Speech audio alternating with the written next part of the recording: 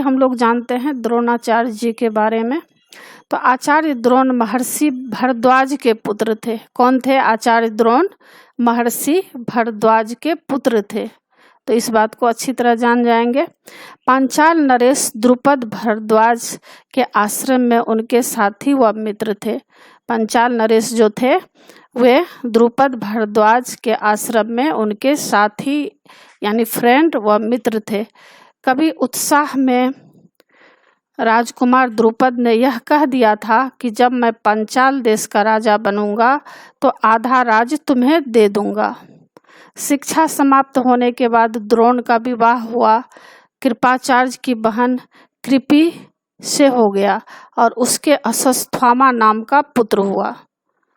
द्रोण पत्नी व पुत्र के साथ रहते हुए जहाँ प्रसन्न थे वहीं अपनी गरीबी से थोड़े दुखी थे।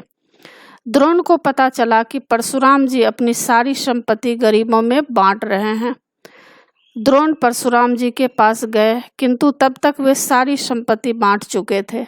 द्रोण को देखकर परशुराम जी बोले, ब्राह्मण श्रेष्ठ, आपका स्वागत है, पर मेरे पास जो कुछ था वह मैं बांट चुका हूँ।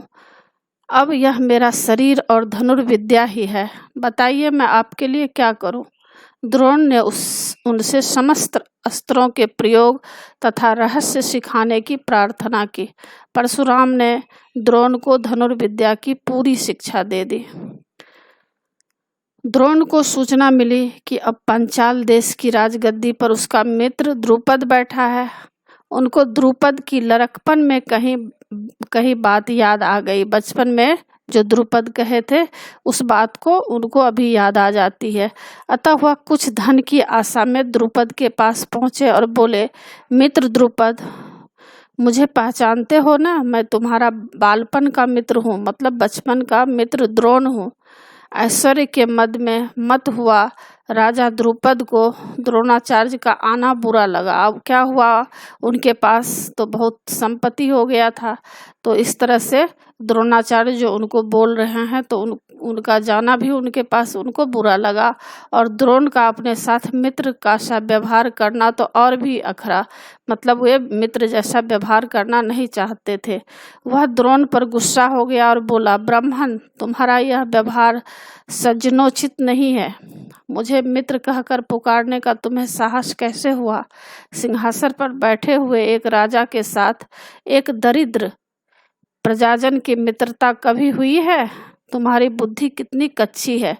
लड़कपन में यानी बचपन में लाचारी के कारण हम दोनों को जो एक साथ रहना पड़ा, उसके आधार पर तुम द्रुपद से मित्रता का दावा करने लगे। दरिद्र की धनी के साथ, मूर्ख की विद्वान के साथ और कायर की वीर के साथ मित्रता कहीं हो सकती है? मित्रता बराबर की हैसियत वालों में होती है। जो किसी राज्य का स्वामी न हो वह राजा का मित्र कभी नहीं हो सकता। द्रुपद के इस व्यवहार से अपमानित और लज्जित द्रोण हस्तिनापुर अपनी ससुराल लौट गए, किंतु मन में द्रुपद को सबक सिखाने और बचपन में हुई बात को पूरा करने का मन बना लिया। कृपाचार्य के यहाँ द्रोण गुप्त रूप से रह रहे थे। एक दिन हस्तिनापुर के राजकुमार नगर के बाहर गेंद खेल रहे थे। उनकी गेंद कुएं में गिर पड़ी। गेंद निकालने के प्रयास में युधिष्ठिर की अंगूठी भी कुएं में गिर पड़ी।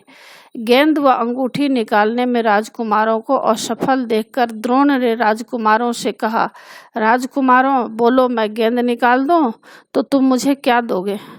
ब्राह्मण श्रेष्ठ, आप गेंद निकाल देंगे तो कृपाचार्य के घर आपकी बढ़िया दावत होगी, दावत करेंगे।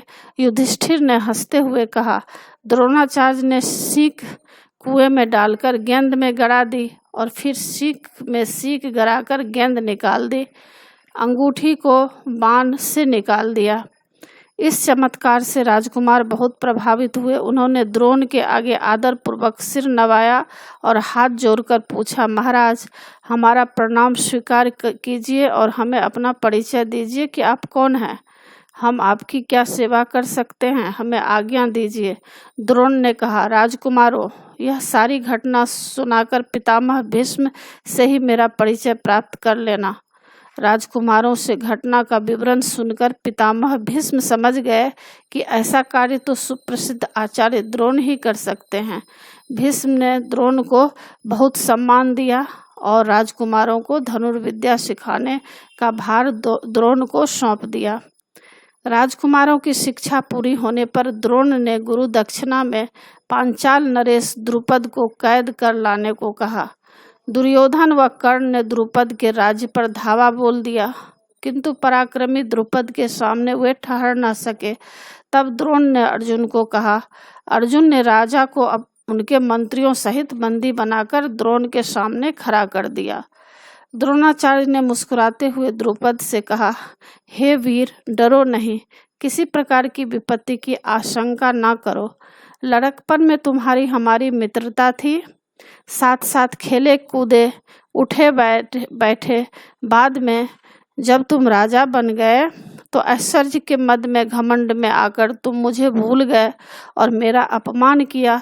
तुमने कहा था कि राजा ही राजा के साथ मित्रता कर सकता है, इसी कारण मुझे युद्ध करके तुम्हारा राज्य छीनना पड़ा। परंतु मैं तो तुम्हारा साथ मित्रता ही करना चाहता हूँ, तुम्हारे साथ मित्रता ही करना चाहता हूँ, इसलिए आधा राज्य तुम्हें वापस लौटा देता हूँ, क्योंकि मेरा मित्र बनने के लिए भी तो तुम्हें राज्य चाहिए ना। मित्रता तो बराबर की हैसियत वालों में ही हो सकती है। द्रोण को अपमान का बदला मिल गया था, अतः उन्होंने द्रुपद को सम्मान वापस कर दिया। द्रुपद अपना अपमान की ज्वाला से जलने लगे, अतः उन्होंने व्रत और तप के द्वारा 2 कामना पूरी की। पहला, एक ऐसा पुत्र हो जो द्रोण को मार सके। दूसरा, एक ऐसी कन्या हो जो अर्जुन को ब्याही जा सके। उनकी दोनों कामनाएं पुत्र धृष्टद्युम्न व कन्या द्रौपदी के द्वारा पूर्ण हुई। द्रोण की मृत्यु धृष्टद्युम्न के हाथों ही हुई। तो आशा है बच्चों आप लोगों को पाठ का सार समझ में आ गया हो।